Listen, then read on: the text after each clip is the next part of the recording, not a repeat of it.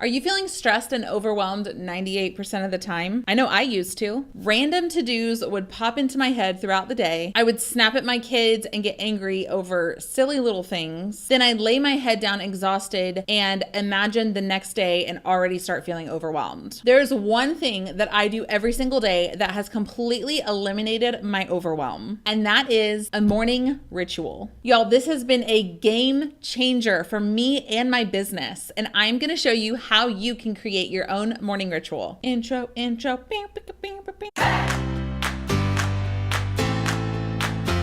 y'all, I'm Tavia. I am the owner of The Beauty in Birth, where I train birth photographers how to run successful businesses. Each and every week on this channel, I make a new video that's gonna help you grow your birth photography business. So make sure and click subscribe and that little bell below so you get notified every time a new video is released. Most of us start the day by hitting snooze 5 times, and then we finally wake up, roll over, pick up our phones, start scrolling, then realize, oh crap, it's 7:30. We have to be out the door by 8. So you're starting your day stressed out and frazzled. Been there, done that, y'all. Everyone seems to be talking about morning rituals these days, and there's a good reason for it. Because of having a morning ritual, now I start my day calm and stress-free and relaxed before the kids even wake up. It gives me time to center myself and focus myself so that I am a pleasant mother and wife to wake up to. When your day starts out well, your entire day turns out to be productive and joyful, which creates a productive and joyful life. Okay, so hopefully I've convinced you now a morning ritual is the way to go. Now I'm going to help you figure out exactly what a morning ritual is and what to include in yours. So here's my morning ritual and some ideas that you can use to make it your own. Step 1 starts the night before. First thing is I don't eat any sugar the night before because I know it makes me feel like crap. I set my coffee maker to have coffee ready to go when I first wake up in the morning. I get enough sleep. I backtrack what time I need to go to sleep if I'm gonna get 7 to 8 hours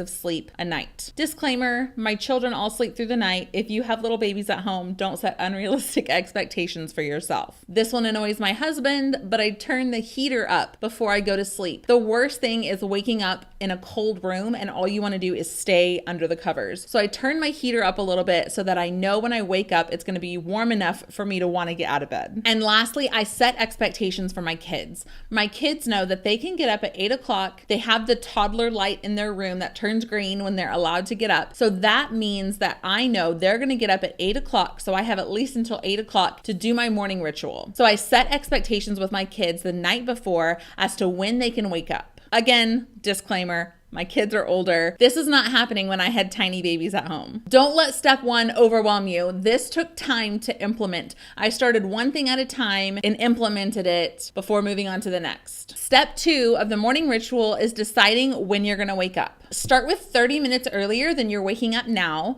Do that for about a week and then wake up a little bit earlier if you need more time. For me personally, I wake up at 5 a.m. I know that you're groaning. I go to sleep like a grandmother at 9 o'clock at night. I get up at 5 a.m. I sleep with my phone across the room. That way, in order to turn my alarm off, I have to get up out of bed and walk over to my phone. Another advantage to keeping my phone across the room is I don't lay in bed scrolling for 30 minutes before I go to sleep and as soon as I wake up. I had a terrible habit of laying in bed and scrolling on my phone before I would go to sleep, and I knew how much time it was wasting. So by putting my phone across the room, it allows me to wake up when my alarm goes off and actually get out of bed and stop wasting time scrolling and checking emails before and after bed. I want you to tell me, do you already have a morning ritual or do you want to implement a morning ritual? If so, type yes in the comments. Step number 3 is deciding what is going to make you excited to get up. I know for me, honestly, coffee is what makes me excited to get up. So I have my coffee ready to go.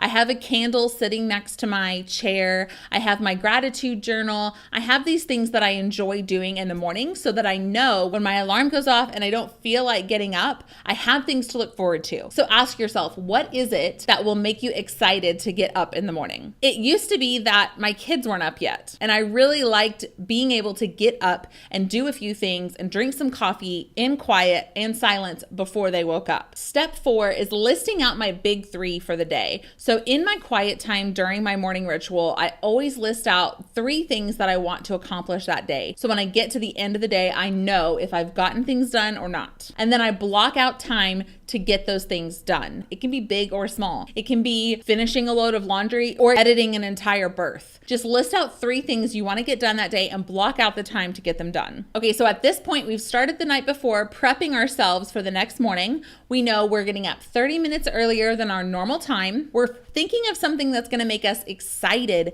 to get up and get our day going. And then we're going to list out our big 3 things that we want to accomplish that day. The 5th thing I do after everything else is I work on difficult tasks first thing in the morning. I know that my thinking is best first thing in the morning. So first thing in the morning is whenever I work on things like content creation, writing for my blog, writing social media posts, anything that's going to take my brain power, I do first thing in the morning because that's when I do my best thinking. Then finally, once my kids and my family wake up, I stop working and I sit down and I have breakfast with them. So it's not always easy to wake up at 5 a.m. In fact, this morning I desperately just wanted to go back to sleep, but I had to walk across the room to turn my phone off and I stayed awake. So it's not always easy waking up early, but it's always worth it because your day is so much more enjoyable and so much more productive. So your morning ritual doesn't have to look like mine. That's what my morning looks like, but yours could include things like reading affirmations or prayer time or devotionals or Bible study or gratitude journaling, reading your favorite book, just sitting alone by yourself and drinking coffee or tea. Maybe you want to do some exercises, some yoga, some stretches.